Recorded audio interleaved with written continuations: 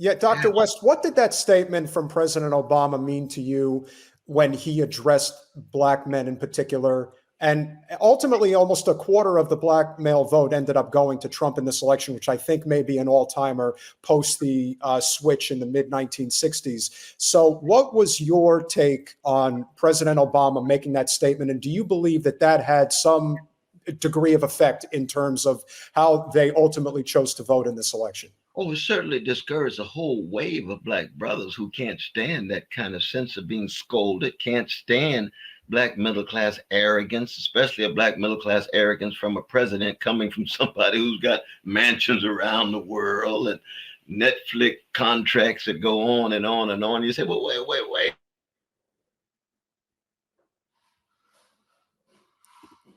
Uh-oh, what happened? Screen freeze. What happened? Okay. Honest here that you saw. We all right? Yeah. You're back. You're back. You were gone for a second. Yeah, absolutely. But he did the same thing at Morehouse with the young brothers. You know, and that was many years ago when he spoke to them, scolded them, condescending to them, and so forth.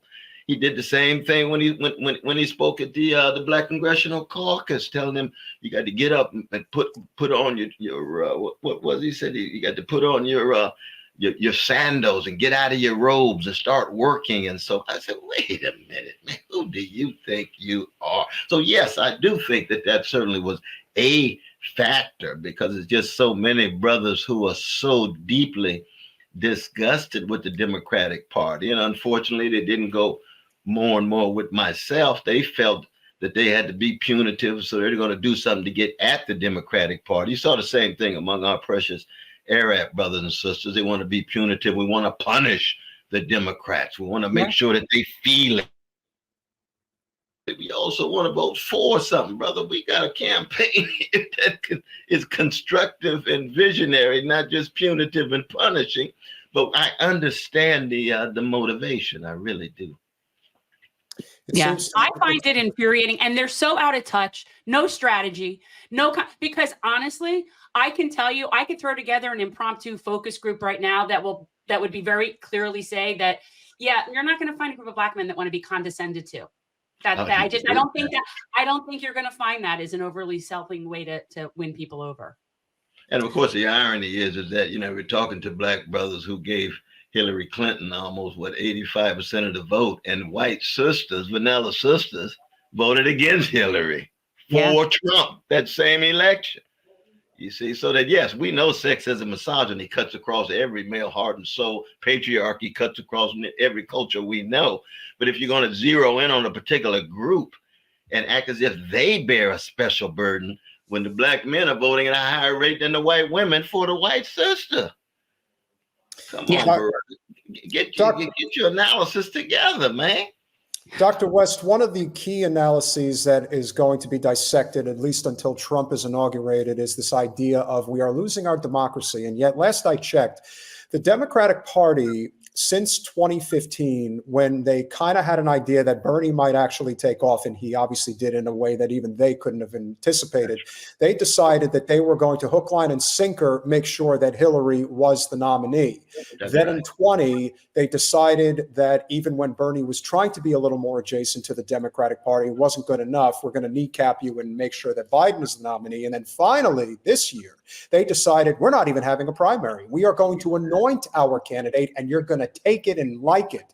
And so when they say that democracy is on the ballot, I see a lot more democracy in the Republican Party. Granted, it is now fully Trump's party, but this is who the will of the people wanted. There was no will of the people when it came to the Democratic Party for the past decade. And I do believe that this loss is going to reverberate in a way that the Democrats are going to suffer mightily electorally for quite some time. Your thoughts on that? Oh, no, I think that's a strong case, though, brother. Well, as we know, history is just so complicated. My hunch is that, we're going to see escalating war in the Middle East, and maybe with China and Russia. And of course, in a war situation, truth is always the first casualty, and those who speak the truth are the second casualty. So it's hard to know how history is going to unfold given these escalating catastrophes that we have to come to terms with. But there's no doubt that the Democratic Party has rarely had any deep interest in internal democratic processes. mean, I was there with Bernie. We broke bread in Nevada when we moved forward. And that same night, Barack Obama gets on the phone and tells all the neoliberals, drop out. We're all getting behind Biden. Clyburn gives a press conference the next day and says Biden is going to be the candidate. He's going to win the primary. He's got enough black votes. Once the others drop out, because it was anybody but Bernie. In fact, they would prefer Trump over Bernie, which is another sign of corporate interest, another sign of the billionaires, another sign of the ruling class saying we'd rather go with the neo-fascism as long as it reinforces our interests than with somebody like Bernie, who was rightfully having a powerful critique of Wall Street greed. Now, Bernie wasn't strong enough on the Middle East, and we always fought about that. And he's always my brother. I love my brother. People don't have to agree with me on everything, but we fought about that. But it was manifest in Gaza. It took him too long to say ceasefire. It took him too long to take the strong moral stance that he should have. But he's always been consistent in his critique of corporate greed. And it's very real. Of course, his recent comment about Democratic Party left the working class of all colors.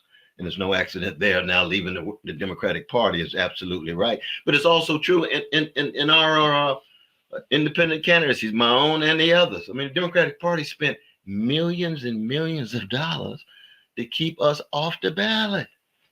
We had to go to the Supreme Courts in Georgia. We had to go to Supreme Courts in Michigan. We had to go to the Supreme Court all the way up in regard to Pennsylvania. And I lost in most of those cases. And they had lawyers being paid hundreds of thousands of dollars. And, you know, our campaign, I raised $1 million for the whole thing. They raised $1 billion in 2 months. I know.